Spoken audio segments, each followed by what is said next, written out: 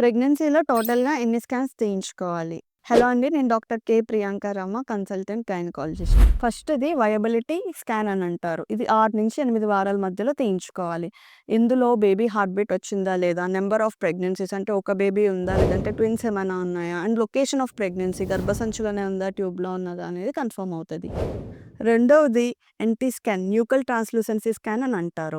ఇది 11-13 వారాల మధ్యలో చేయించుకుంటాము. ఇందులో బేబీకి ఏమైనా జన్యుపరమైన లోపాలుంటే కొంతవరకు తెలుస్తది. మూడవది టిఫా స్కాన్ అని అంటారు. అంటే ఇది 18-22 వారాల మధ్యలో తీయించుకోవాలి. ఇందులో బేబీకి ఏదైనా అవయవ లోపం ఉంటే మనకు తెలుస్తది. ఇది చాలా ఇంపార్టెంట్ స్కాన్. నాలుగవది గ్రోత్ స్కాన్. ఇది 30-32 వీక్స్ మధ్యలో చేయించుకుంటాము. ఇందులో ఉమ్మనీరు ఎలా ఉంది, బేబీ వెయిట్ ఎంత వరకు ఉంది అనేది తెలుస్తది. ఐదవది ఫైనల్ ఆర్ పొజిషన్ స్కాన్ అని అంటారు. ఇది 36-38 వారాల మధ్యలో తీసుకుంటాము. ఇందులో బేబీ హెడ్ అనేది కిందకొచ్చిందా లేదా, ఉమ్మనీరు ఎలా ఉంది, ఫైనల్ బేబీ వెయిట్ ఎలా ఉందో తెలుస్తది.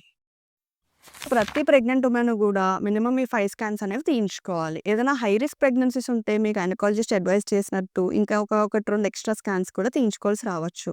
Thank you. మీ Shakeena's true life hospital, Kovvur.